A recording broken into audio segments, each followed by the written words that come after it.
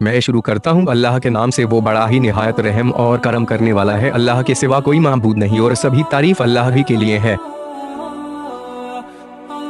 ابو ہریرہ رضی اللہ تعالیٰ عنہ سے روایت ہے کہ رسول اللہ صلی اللہ علیہ وسلم نے فرمایا، ایک عمرہ دوسرے عمرہ تک کے بیچ گناہوں کا کفارہ ہوتا ہے اور مقبول حج کا صلہ تو سوائے جنت کے کچھ نہیں ہے۔ امام بخاری کے نزدیک حج کی طرح عمرہ بھی فرض ہے، لیکن مذکورہ حدیث سے اس کی فرضیت واضح نہیں ہوتی، بلکہ وہ حدیث جن میں اسلام کے ارکان بیان ہوئے ہیں ان میں حج کا ذکر کر کے عمرہ کو ان میں بیان نہیں کیا گیا۔ ابن عمر رضی اللہ تعالیٰ عنہ سے روایت ہے کہ ان سے حج سے پہلے عمرہ کرنے کی بابت پوچھا گیا تو فرمایا کہ اس میں کوئی حرج نہیں، کیونکہ نبی صلی اللہ علیہ وسلم نے حج سے پہلے عمرہ کیا ہے۔ ابن عمر رضی اللہ تعالیٰ عنہ سے روایت ہے، ان سے پوچھا گیا کہ رسول اللہ صلی اللہ علیہ وسلم نے کتنے عمرے کیے ہیں؟ تو انہوں نے جواب دیا کہ 4، جن میں ایک رجب کے مہینے میں کیا تھا۔ سوال کرنے والا کہتا ہے کہ میں نے عائشہ رضی اللہ تعالیٰ عنہ سے عرض کیا، اما جان، آپ نے ابن عمر رضی اللہ تعالیٰ عنہ کی بات کو سنا ہے؟ عائشہ رضی اللہ تعالیٰ عنہ نے پوچھا، وہ کیا کہتے ہیں؟ سوال کرنے والا بولا، وہ کہتے ہیں کہ رسول اللہ صلی اللہ علیہ وسلم نے 4 عمرے کیے، جن میں ایک رجب میں کیا تھا۔ عائشہ رضی اللہ تعالیٰ عنہ نے فرمایا، اللہ تعالیٰ ابو عبد الرحمن رضی اللہ تعالیٰ عنہ پر رحم کرے، آپ نے کوئی عمرہ نہیں کیا جس میں وہ موجود نہ ہو، پھر وہ بھول گئے۔ رجب میں تو آپ نے کوئی عمرہ بھی نہیں ادا فرمایا۔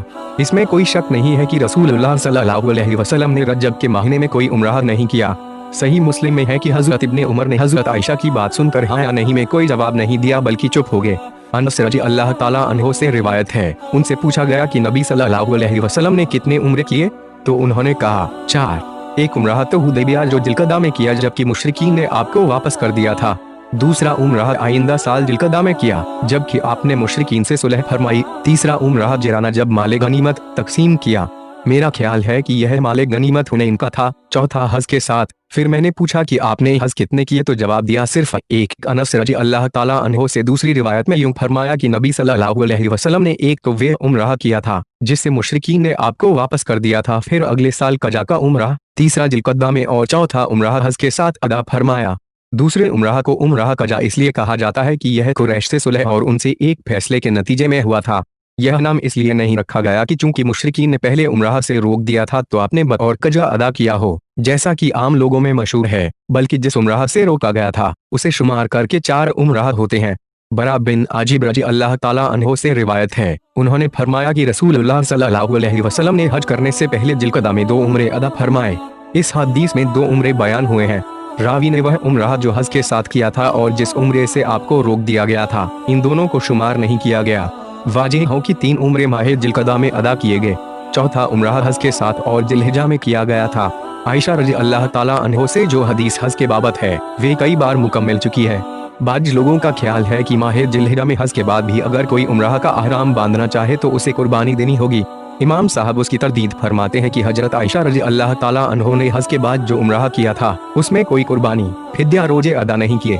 عائشہ رضی اللہ تعالیٰ عنہ سے ہی ایک روایت ہے کہ نبی صلی اللہ علیہ وسلم نے ان سے عمرہ کی بابت فرمایا کہ اس کا ثواب بقدر خرچہ تمہاری تکلیف کے مطابق دیا جائے گا۔ تکلیف کے مطابق ثواب میں کمی بیشی کا کوئی داخلہ نہیں، کیونکہ بعض عبادتوں میں تکلیف کم ہوتی ہے لیکن زمان اور مکان کے لحاظ سے ثواب زیادہ ملتا ہے، جیسے شب قدر میں عبادت کرنا یا مسجد حرام میں نماز ادا کرنا۔ اسماء بنت ابو بکر رضی اللہ تعالیٰ عنہ سے روایت ہے کہ وہ جب مقام ہجون سے گزرتے تو کہتے، اللہ اپنے رسول اللہ صلی اللہ علیہ وسلم پر رحمتیں نازل فرمائے، بے شک ہم آپ کے ساتھ اس مقام پر اترتے تھے، ان دنوں ہم ہلکے پھلکے تھے، ہماری سواریاں بھی کم اور جادہ راہ بھی تھوڑا تھا۔ میں نے اور میری بہن عائشہ رضی اللہ تعالیٰ عنہ نے جبیر رضی اللہ تعالیٰ عنہ اور فلاں شخص نے عمرہ کیا، ہم نے کعبہ کا طواف کر کے احرام کھول دیا، پھر ہم نے دوسرے وقت حج کا احرام باندھا۔ اس حدیث میں ہے کہ ہم نے کعبہ کا طواف کر کے احرام کھول دیا، اس کا مطلب یہ نہیں ہے کہ صفا اور مروہ کی سعی نہیں کی تھی، کیونکہ مفصل حدیث میں بیت اللہ کے طواف کے بعد صفا مروہ کی سعی کا بھی ذکر ہے۔ ابن عمر رضی اللہ تعالیٰ عنہ سے روایت ہے کہ رسول اللہ صلی اللہ علیہ وسلم جہاد یا حج اور عمرہ سے لوٹتے تو ہر اونچائی پر 3 بار اللہ اکبر کہتے، پھر یہ دعا پڑھتے، اللہ کے علاوہ کوئی معبود برحق نہیں، وہ ایک ہے، اس کا کوئی شریک نہیں، اسی کی حکومت ہے، وہی تعریف کے سزاوار ہے اور وہ ہر چیز پر قدرت رکھنے والا ہے۔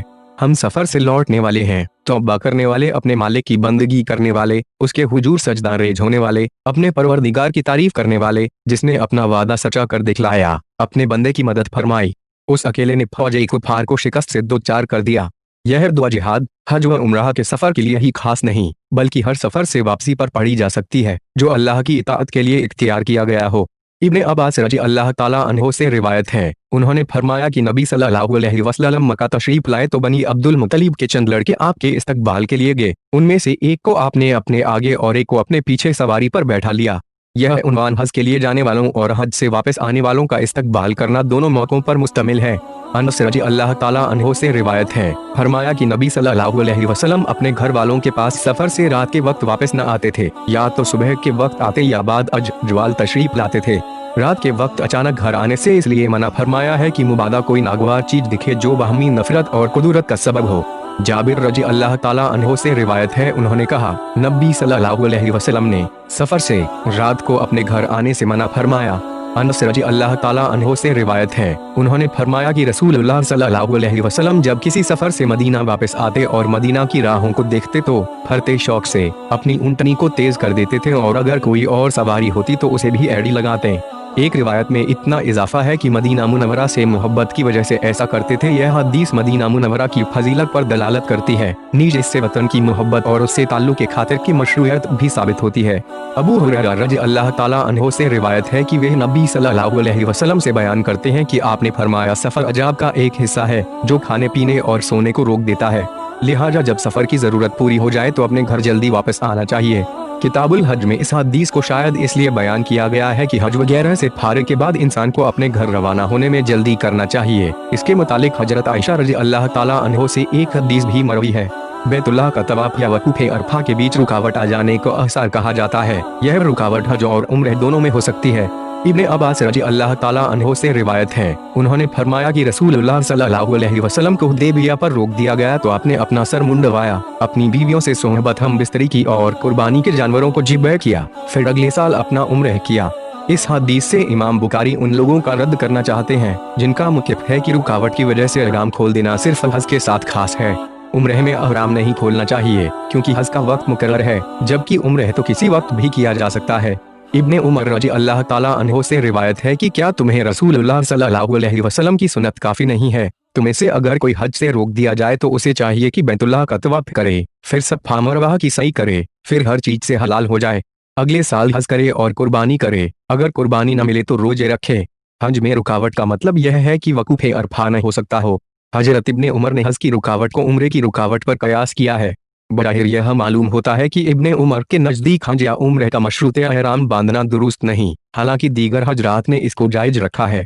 मिसवर रजी अल्लाह ताला अन्हो से रिवायत है कि रसूलुल्लाह सल्लल्लाहु अलैहि वसल्लम ने जिस साल उम्र से रोक दिए गए थे पहले कुर्बानी की, फिर सर मुंडवाया और अपने सहाबा किराम को भी इसका हुक्म दिया था। कुछ लोगों का ख्याल है कि अंसारी की सूरत में कुर्बानी को हरम काबा भेजा जाए, जब वहाँ ज़िब्ह हो जाए तो फिर एहराम खोलने की इजाजत है, जबकि मजकूरा हदीस से उनकी तरदीद होती है कि जहां अंसार हो वहीं एहराम खोल दे और कुर्बानी करें।